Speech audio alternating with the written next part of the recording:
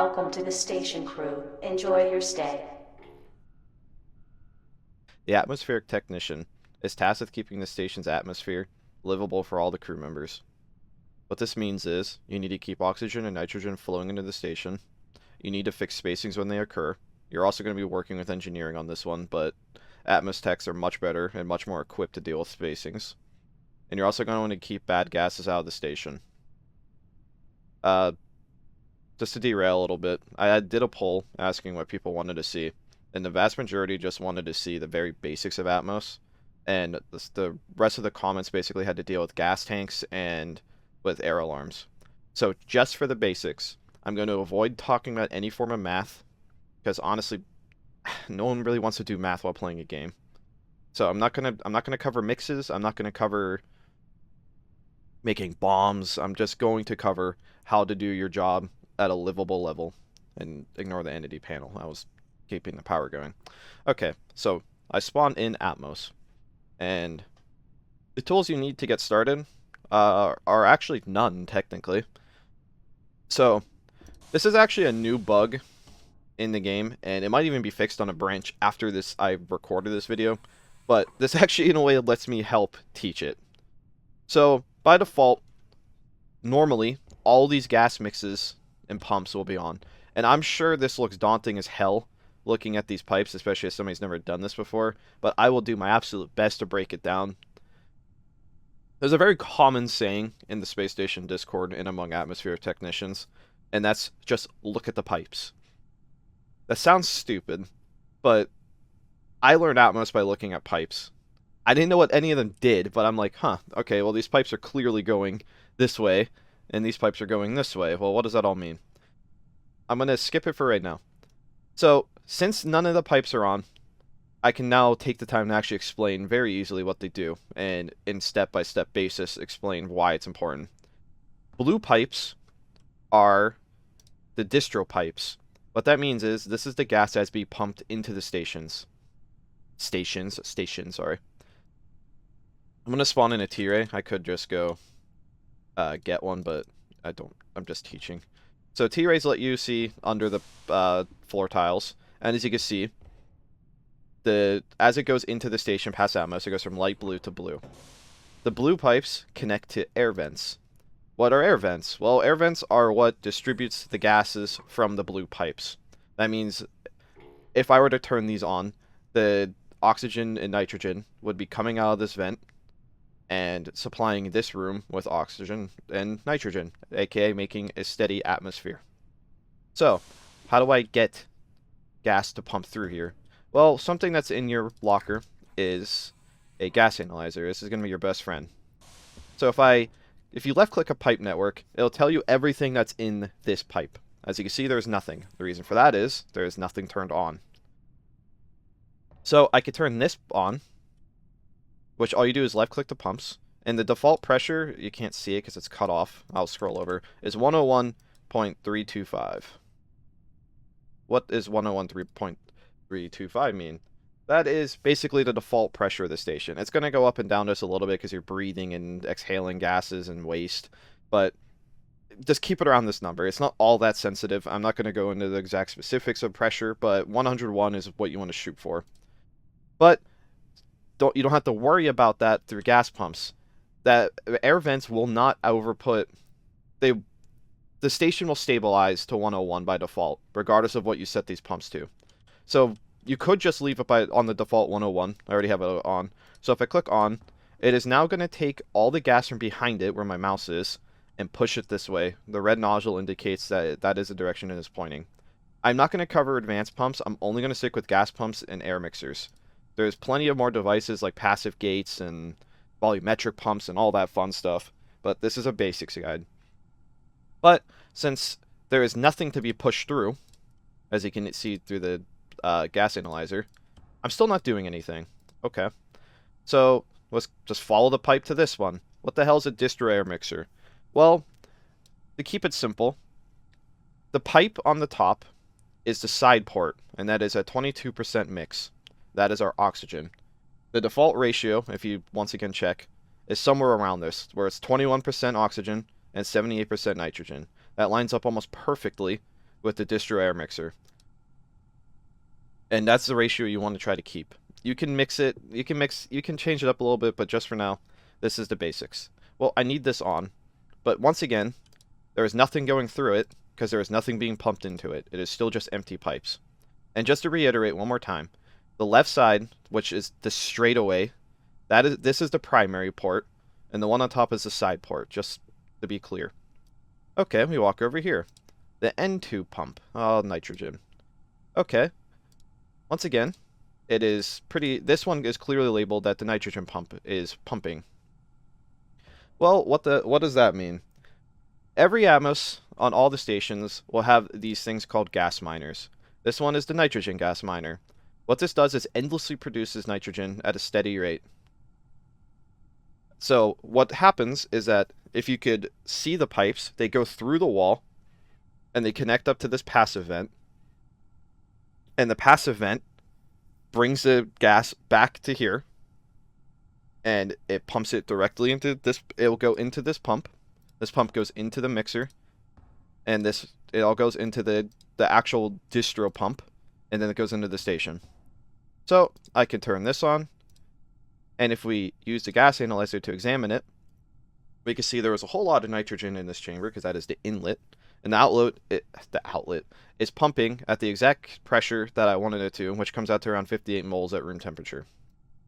I'm not going to get into the math, like I said. I'm just explaining the basics.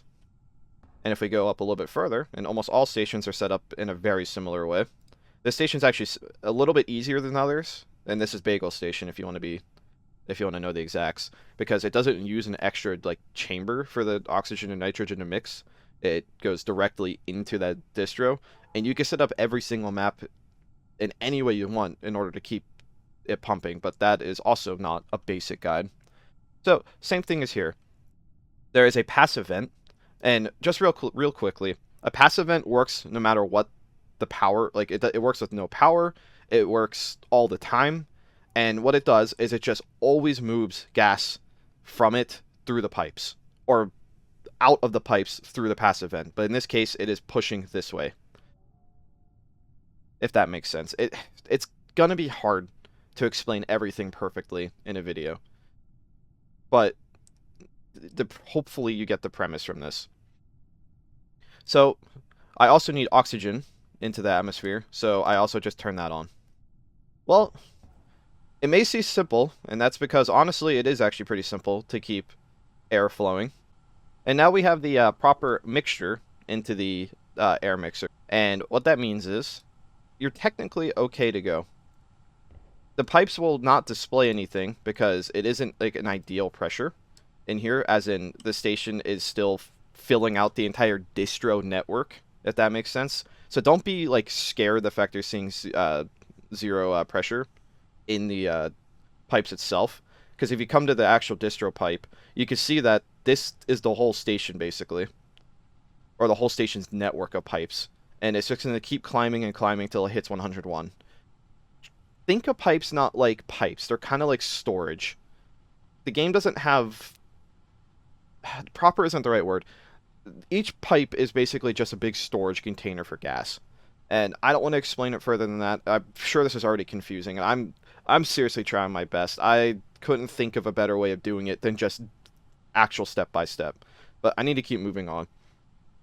So, what some Atmos techs do, you could optimize this a little bit by just treating it like storage, where you could just max out these pumps. And by the way, let me reiterate, there's absolutely no danger to anyone by maxing out these pumps, because it's basically just storage. You can't, if you were to unwrench them, it could cause a problem, but as long as it's going through the network, and you should never just unwrench pipes if you don't know what you're doing, you should be careful with it. I mean, atmospherics, you need to be careful, but you'll figure that out on your own. But if I were to max these out, you'll see something new, something more interesting happen. Remember how these were not showing anything? Well, that's because now there's actually an extra gas buildup in the early parts of the distro, and the pump can't push it out fast enough. But due to all the excess gas that's being pushed out, it actually is filling up the station at a steady pace. So you could incrementally increase this if you wanted to, and see, since I increased it, it went to 0 for a second. All this is doing is basically putting more storage in the pipes, So like you could max it out if you wanted to. And it's going to go to 0, and it's just going to keep climbing and climbing and climbing until all the pipes hit the max pressure of a gas pump. So just once more, just because this is 0 doesn't mean you're messing anything up. Always just check this, and it'll let you know that, yes, you are filling the station with the perfect mixture, and that that's good. Okay, really quickly, let's move on to the waste line. As blue is distro, red is waste. And as of right now, it is doing nothing because it is just being blocked up in the pipes, aka storing. So you want to get it moving. And by default, on all stations, you don't need to touch the waste line at all. These will all be turned on. And what they do by default is they're not filtering anything. So like you could recycle nitrogen back into here. So like you could just set the filter to nitrogen. And now excess nitrogen that's in the waste will get recycled back into the chamber. You don't need to do this. It's just for like 100% pure efficiency. You could just turn on every single filter, which I'll do really quickly. And there you go. Every single filter's on. None of them are filtering into the chambers. They are going straight to space. And that is why it's a waste vent. You could block it all off and make it so none of it goes to space, and you could store every single gas that you want. But if you don't care about that and you're just trying to keep people breathing, you simply just leave this on, and voila. The passive vent will keep venting all the waste gas as long as it is open, and all these filters are pushing air through it. And if you click on it, you can even see there's carbon dioxide and nitrous oxide being pushed out through the waste because of my breathing and all the animals on the station breathing. So that is the very basics of the Atmos room itself. But some of you had extra questions, and I'm glad to answer them. So people wanted to know what you do with spacing, or how you fix spacing.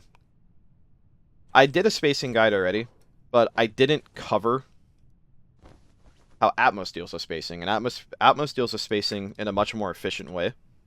So the Atmos fire suit and hard suit are both ample for dealing with space itself. They are both EVA ready, I guess, for lack of a better term.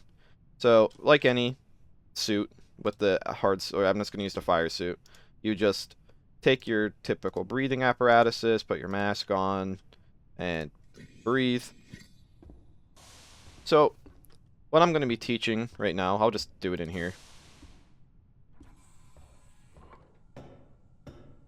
Okay, so that leads to space. Just pretend that you stumbled upon this, and here's all the telltale signs that a room is space. The tiles are ripped up, and you're in this room. Well, you could use inflatables like a normal engineer, but you're an Atmos tech, so you have the advanced privilege. You have the privilege of a hollow fan projector. What this does is it drops a literal hologram that blocks all atmosphere. So the way you use a hollow fan projector is just put it in your hand and you press Z, and it puts this thing up, and it's basically just a hollow projected fire lock. So now I can open this door, and if you see, oops, not in the pipe. If you see, I didn't space this room. You can keep this door open all day, and as long as this is here, it lasts a few minutes. I am not endangering anyone in this room. So now you can just walk in like normal and fix the wall. So yeah, you're not like better at like building or anything, but you are going to keep the crew safer and space less of the station, which means you're going to be spacing less of your precious distro. And yeah, I mean, that's just all important. And if I want to get this room repressurized, you just open the door and we're good to go. And all that work we did with their distro, you can either go to a dark blue pipe or just go straight up to a vent. And you can see we are still making a net positive of stored gases in the atmosphere. And yes, this is like basically as min-max as it gets. But if you just check the pressure in these rooms again, it's a little lower than it's supposed to be, but it's going to keep increasing, and it will keep increasing until it goes back to that sweet 101. Even in the room that was spaced is already back up to 73, and that was through the hollow fan door. So if you just keep this door open, instantly jumps back up. And this room doesn't even have vents. Okay, so let's move on to dangerous gases. So, atmosphere technicians have access to this thing called the portable scrubber. And there's things around the station called air alarms. I'm going to trigger the gas leak event, which happens pretty often. So if I just do some little magic right here, Attention. you'll hear the attention, and if you look in your chat box, there's a gas leak on the station. This is Atmos's primary... Atmos would be the primary responders to this event. Oh, I hear something going wrong, and near me. That's funny. Oh, tritium. Oh, that's a fun one. Okay, so the first gas leak was nothing dangerous. They're not always are. But this one is dangerous. Tritium is... I mean, funnily enough, Atmos is one of their favorite gas mixes. So, I heard the doors close, but I wasn't really listening. But tritium is a very, very bright green... Oh, there it is. Okay. Tritium is a very bright green, highly flammable, dangerous gas. This is probably one of the worst case scenarios you can get for a gas leak, and that works out for me. So we need to get in there and deal with this. Well, let's remember what I just went over. You can use your hollow fan. You put down the great old projection, and now there's no danger to crowbar this. Make sure you have your internals on. Let me get my tool belt back up, and let's crowbar this open. And we will deal with this. So we bring this in. And while I'm here, I might as well teach what air alarms do. So air alarms basically alarm you of the air in the room. And this menu is daunting, I understand that. So it automatically swapped to filtering wide, and I'll quickly explain these modes. So filtering is just, it filters on the tile it's at, and it's kind of hard to see it because of the tritium. But if you filter to wide, it gets a whole new animation, and it basically just means that it's scrubbing more tiles. It's more efficient. You can also panic, which just siphons gas out of the room at an even quicker rate. But you never really need to worry about this too much. Like, it's working right now, and this is actually a pretty good use case for it if you just don't happen to have a portable scrubber on you. But filtering wide normally does the trick. And just for the scenario here, I'm going to purposely not siphon or panic. Okay, so we can ignore the vents and scrubbers. That just means they're linked up. And what we're interested in is the sensors. So if you want to see why these doors close, you can come to the sensors, the sensor tab, go to the thresholds tab, and then on the gases tab. Yes, I know this is a lot of clicking, but there's no other real way to break it down. And then you come down to tritium, which is this one, and if you just forget the name of a gas, you can always click on it, and yeah, there's all the tritium, and it's being filtered out at a pretty decent rate already, which you can see both these scrubbers are working overtime. Okay, so there's upper bound and upper warning bound. Tritium is a dangerous substance, so the air alarms are linked up to all the fire locks, and immediately tell the fire locks if there's even a tiny bit of tritium in the atmosphere. It will instantly close the fire locks and make a loud alarm sound. You could, if you wanted to, for whatever reason, just turn it on ignore, but then you'd also have to go through every single vent in scrubber and ignore it, and then the fire locks will automatically open back up because you just told the entire system of atmospheric devices not to care about tritium. And as you can see, the scrubbers are actually doing a pretty good job and filtering out the tritium, but it is still beyond dangerous. But no, we don't want to ignore tritium because that's bad. So you could just go through all these modes and you can mess around with them a little bit, but that's also, I feel like air alarms are more of an advanced guide. I feel like you should just use them to help you figure out what's wrong with a room.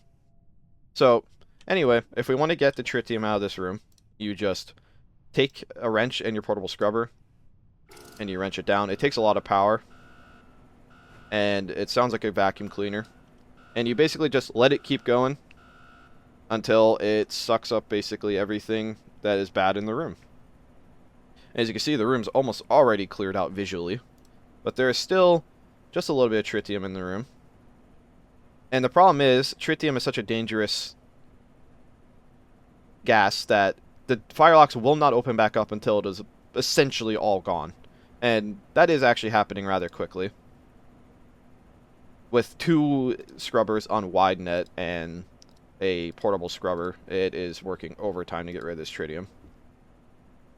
So like, since there's such a trace amount, you could just go in here and, once again, back to the thresholds, you could just increase this by a decent bit, like up to 0.15, which it's not dangerous at that point.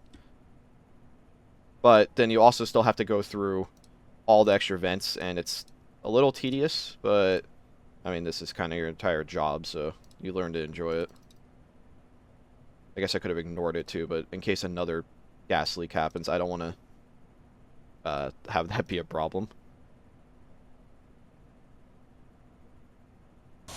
And we are back to good to go. We are good to go. We have made the sensors ignore the tritium, and it's still at a low amount, so not a dangerous amount.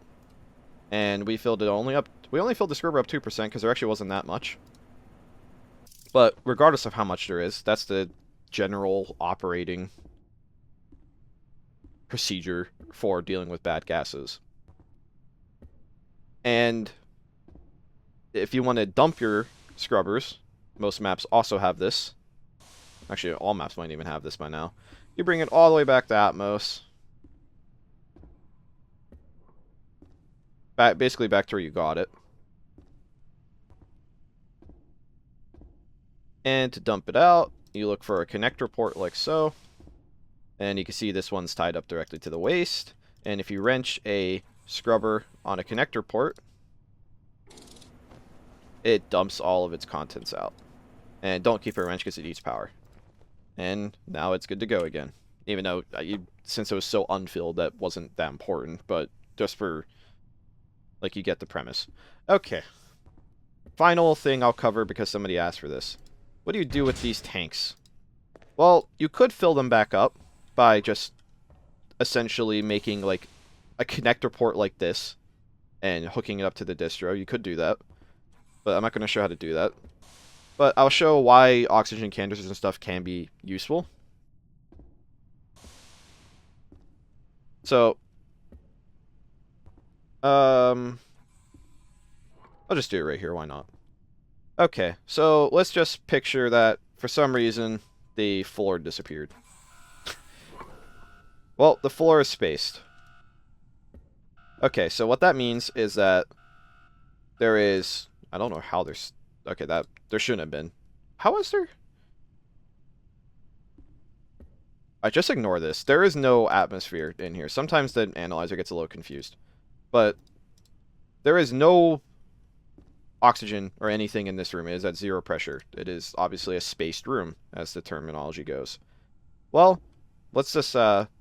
we could fix the spacing really quick. Okay, so now there is no active holes to space, but the atmosphere isn't repumping. The reason that is that air vents lock out under pressure lockout. You could just open another door that has pressure, like a pressurized room, to let pressure into this room, but that makes a somewhat unbalanced pressure equalization. So one use that these canisters have is you could just come to them and just open it and close it really quickly, and now the room is not locked out under pressure, and now the air vents can push the atmosphere back into the room. And due to how we have it configured, it repressurizes rather quickly, and then now you can open the door, and there's less of like a barrier of bad pressure through the doors, so you're less likely to hurt someone doing this. Honestly, that's as much as I can think to put in a basic guide. I'm sure I missed something. I've played Atmos for, I don't even know, probably 700 hours.